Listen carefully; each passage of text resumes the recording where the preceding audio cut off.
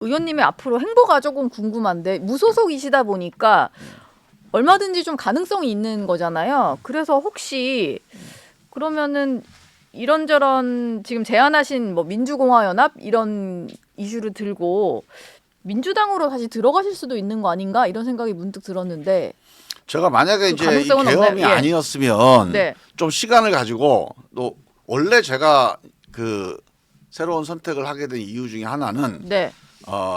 민주당의 내부에서 이견도 있었지만 예. 사실 다당제 민주주의에 대한 어떤 그 뭐 신념이라고 그럴까 또 다당제 민주 필요성 이런 것들이 또 자리를 잡고 있었는데 저는 그래서 그런 작업들을 위해서 뭔가 새로운 정치 개혁을 위한 토대를 좀 만들어 보겠다 이런 생각이 있었는데 네. 사실 또 대선이 갑자기 다가와 버렸잖아요. 예. 그러니까 훅 하고 대통령 선거가 들어오니까 이 과정에서 제가 총선 때 그 공약을 했었는데 하여간 제가 당 소속이 어디든 정권 교체를 위해서 같이 우리 힘을 합치겠다, 예. 힘을 보태겠다 이런 말씀을 드린 적이 있어요. 그래서 아. 저는 어떤 방향이 됐든 네. 정권 교체 그리고 새로운 민주 공화적 예. 새로운 정치 정부를 위해서 같이 좀 힘을 보태겠다 이런 생각을 가지고 있는데 아직 탄핵이 네. 마무리가 안 된 상태여서 예. 개인적으로 정치적인 행동을 뭘 어떻게 하겠다 이런 생각을 또는 뭐 그런 마음의 결정을 하거나 그런 건 아니에요 지금. 근데 지금 그 새로운 미래 함께 하셨던 이낙연 전 총리 같은 경우는 이재명 대표에 대한 비판을 좀 요즘 들어서 다시 또 하고 계시는 것 같은데요. 네. 뭐 그 의견에는 좀 공감을 하시나요? 근데 이제 저는 뭐 저도 그 같이 함께 당을 했었고 예. 이낙연 대표가 너무 과도하게 그렇게 악마화돼 있다는 점에 대해서 또 뭐 공감도 하고 예.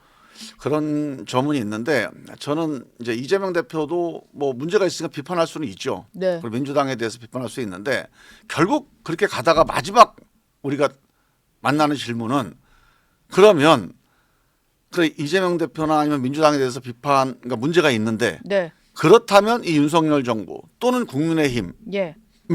재집권을 허용할 거냐 이 질문에 대한 대답을 또 해야 돼요. 예. 그러니까 이 질문을 염두에 두고 저는 이제 우리가 어떻게 대응할까지 고민을 좀 했으면 좋겠다. 그냥 뭐 이재명 대표 일극 체제 비판하고 이재명 대표 중심의 어떤 민주당 독주를 비판만 할 게 아니라 정권 교체를 하려면 어떻게 해야 될지에 대해서는 좀 그렇죠. 고민을 해야 된다. 무조건 비판만 해서는 안 된다. 비판은 필요하고 예. 또 비판이 생산적일 수는 있어요. 하지만 그 비판 위에서 어떻게 힘을 합쳐서 어떻게 이 과제를 이 정권 교체를 이룰 수 있을 것인가 예. 여기에 대해서도 함께 고민을 해야 된다는 거죠.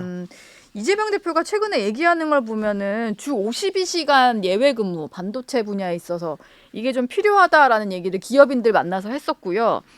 물론 뭐 민주당 내부의 반대로 이게 뭐 빠지긴 했습니다만 그리고 상속세 완화 개편안 논의 필요하다. 특히 부동산 부분에 있어서 세부담을 해줘야 된다. 뭐 이런 얘기를 했는데 최근에 이런 정책적으로 이재명 대표가 하는 얘기를 보면 좀 공감 가시는 부분이 있나요? 아니면 저 사람 왜 저래? 왜 말 바꿔? 이런 생각이 드세요? 저는 이제 이런 정책적인 변화가 필요하다. 이거는 누구나 다 공감할 것 같아요.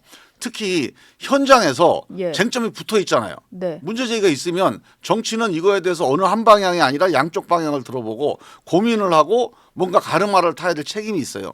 그래서 저는 반도체 분야의 주 52시간 문제 이거 필요한 쟁점이라고 봅니다. 네. 그리고 최근에 이제 뭐 우리 코스피 3천 얘기도 했잖아요.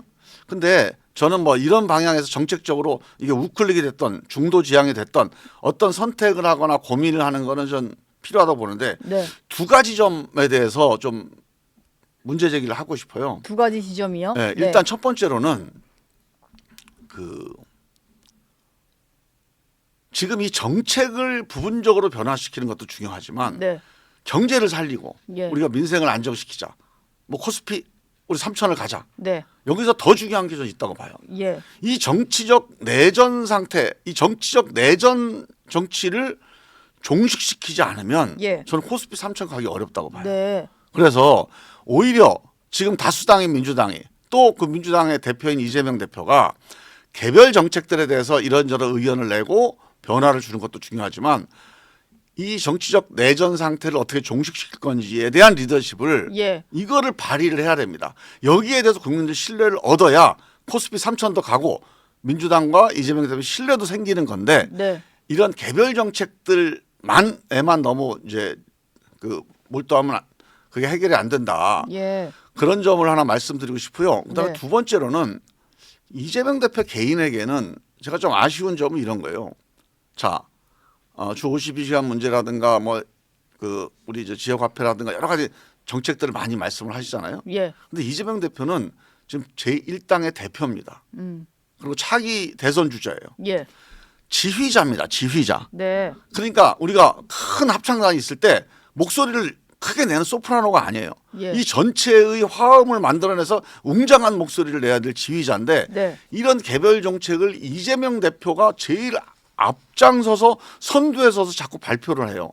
난 이거 별로 좋지 않다. 네. 이거를 이 안에 정책위의장이 됐던 아니면 이런 분야를 대표하는 민주당의 의원들이 있지 않겠습니까? 뭐 중진 의원이 됐던 뭐 신진 의원이 됐던 이런 의원들이 발표하고 또 내부에서 논쟁이 일어서고 이 논쟁을 어떻게 수습하고 또 승화시킬 거냐, 예. 어떻게 묶어낼 거냐 이런 역할을 이재명 대표가 당 대표로서 하는 게 좀 맞지 않을까. 네. 근데 이재명 대표가 어떤 구체적인 정책에 대해서 너무 개인적으로 그 개인의 목소리로 치고 나가는 거죠. 예. 그래서 약간 선발대 역할을 하는데 네.